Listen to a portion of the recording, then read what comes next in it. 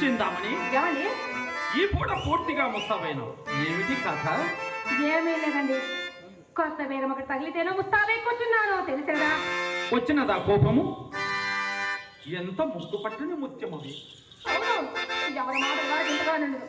ఈ పూట ఎవరైతే పక్క పైకి మిత్రని నమ్మకంగా చెప్పి వెళ్ళిపోయినా మా అమ్మ నోరు కట్టవచ్చును కదా అని మహాసంతోషం ముస్తాబై కూర్చుడుకు తగిన ఫలమది. అదేమిటో తానే ప్రాణమన్న ఆడవారిని మీ మగవారి ఎప్పుడు నమ్మారు కనుక. ఏ చండాలుడు నిన్ను నమ్మని వాడు నిర్మూలమైపోవు. ఏదో హాస్యమున కన్న మాటకు అంతలికిందులు పోనీ పొరపాటే. వాడు ఎందులోకి వచ్చినాడు? ఎవరండి వారు? వాడు ఎందులోకి వచ్చినాడు? ఎవరో వారని అడిగా. ఆ సుబ్బిశెట్టి ఎందులోకి వచ్చినాడు? అదిగో ఇంకనేమి, మీ మనసు లేదో మళ్ళీ ముట్టనే ఉండదు. అలాగైనా ఆ సంగతి మీకు ఎవరు చెప్పినారు? నేనే చూసినాను. వీధి గుమ్మమున వచ్చినతో మీ అమ్మ కంటపడవలసి వచ్చునని తెరడి గుమ్మం కాడకు వచ్చేసరికి తటాలను తలుపు తెరుచుకొని పడవలను బయటికి వచ్చినాడు. ఆ పాటను నన్ను చూచి అతన్ని చూచి నేను తెల్లబోయినాను. అంతటా అనుమానం కలగకుండాన్నట్లు కోడెగమలాడుచు కొంత దూరం వెళ్ళగలిగినాను. అతని రాక గురించి అడిగే ఉండును. అతడు ఏమి చెప్పని తెలియకున్నా మనం ఏం చెప్పిన చిక్కే. ఆయనను ఆ సుబ్బిశెట్టి కోమటి బిడ్డ సాధారణంగా కోసినా కూడా నిజం చెప్పడు కదా. అదిగో ఈ త్రోవ తగ్గి చూసేతను. ఏమండి, ఎందుకు వచ్చినారని అతన్ని అడిగి తెలుసుకోలేకపోయారా?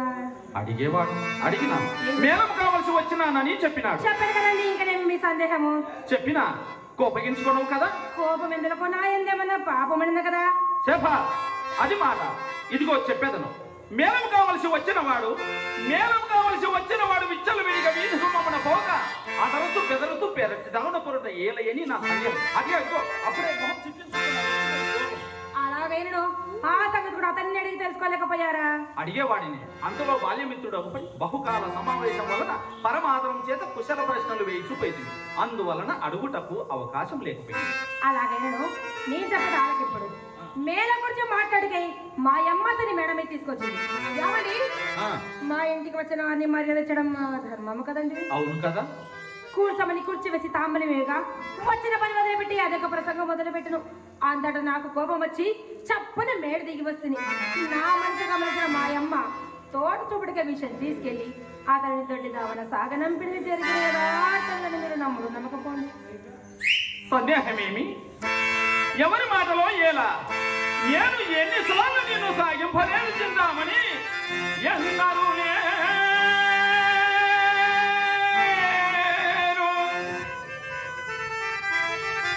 ఎందరు లేరు వారవన దేశనలు ఇబ్బురమను కళ్ళను కండువ మాటలను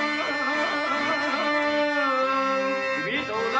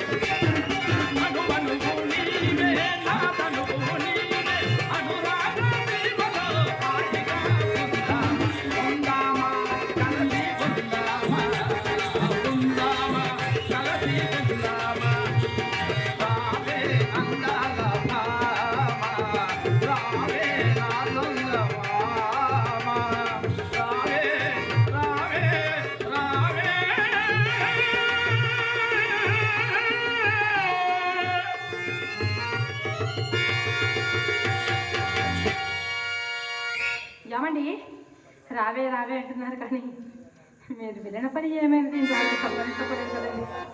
ఏమొకటికేమన్నా వచ్చిందామని దైవం తరచుగా ధనుకుల నాలుగులు తాటిపట్టలతోడు ఆహా, చేతులు చేమ రాకులతోడు అవునవును. హృదయం ఉక్కు ముక్కలతోడు చేతులు ఆ పైన ఇదంతా ఉత్సాహం చల్లగా చెప్పినట్టు కాబోలు. ఇప్పటి చింతి ఇంకా ఇంకా 2-3 దినములలో తప్పక సానుకూలం కాగలదు. అవునవును, ఇంకనేమి ఎప్పటి పాఠమే మొదలైంది. ఇంతవరకు రేపు చిందామణి మాట శాంతంగా వినక ఏం మండిపడినా నేనేమి బదులు చెప్పగలను. చిరాకుమాని చివరంట ఇక వినక్కర్లేదండి, ఇక వినక్కర్లేదు. మధ్యాహ్నం మీరు వినడం మొదలు మా యమ్మలను కోస నిలబడి భరించాను. అది ఇంకొక తెలుసు ఏమన్నాక మీకు ఇంతటితో మీ దారి మీది నా దారి కాదు. ఇంతటితో మీ దారి మీది.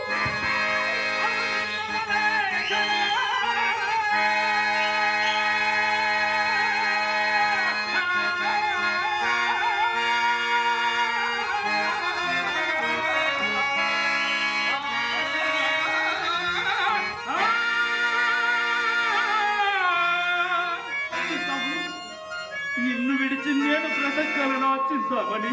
అమ్మయ్య, అట్లయినా నిన్ను విడిచి నేను జీవించగలనా చింతామణి? విడచితి బంధువర్గములా వీడికి ప్రాణములొక్కు మిత్రులను విడచితి ఇల్లు వాకిలియు వీడిని భార్యను ప్రాణ చెప్పుగా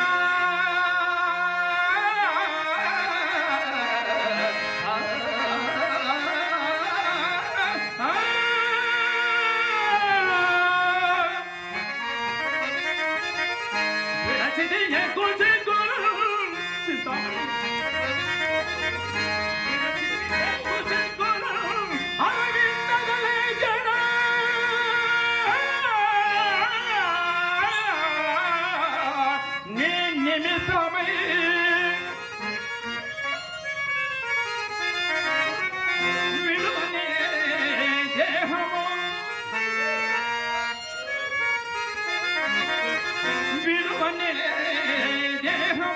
నీవు నన్ను వీడు నవస్థ తటస్థమైనదో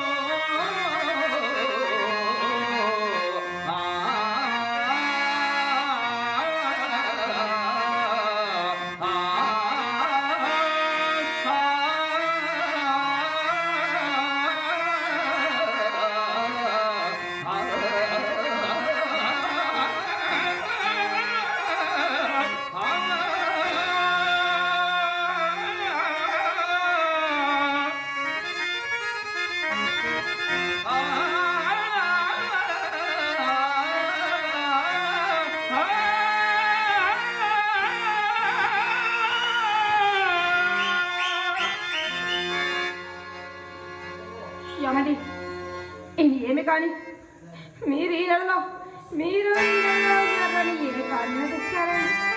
అవును చింతామణి, నీవన్నది యథార్థమే. కానీ ఈ నెలలో ఒక్క ఎర్ర ఏగని కూడా ఇవ్వలేదు. నీవన్నది యథార్థమే కానీ ఆగలనాడి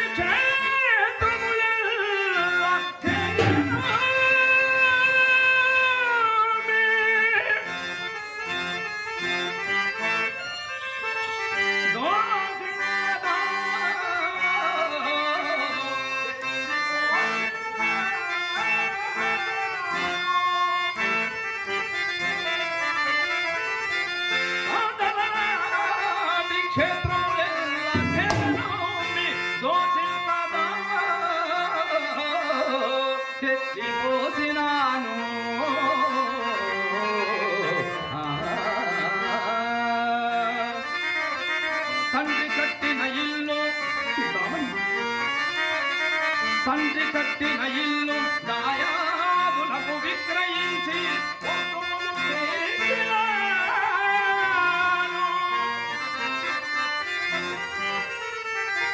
అత్తవారిచ్చిన అంటు మామిడి తోట నీవు కోరగా వ్రాసి ఇచ్చినాను.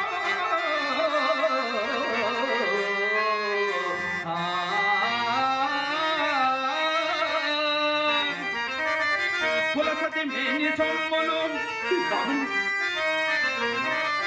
కులసతి మేని సొమ్ములు పుస్తతో పూట కొని వచ్చి వినాను. కులము వారెల్లా మా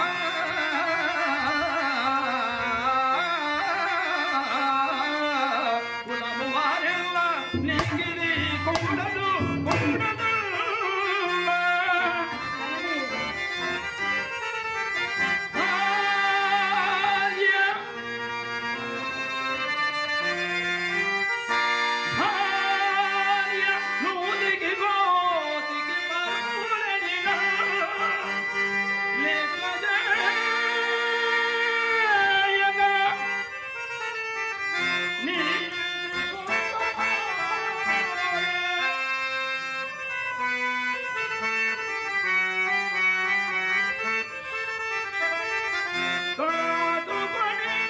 కాదుకొని ఇటు కలిగి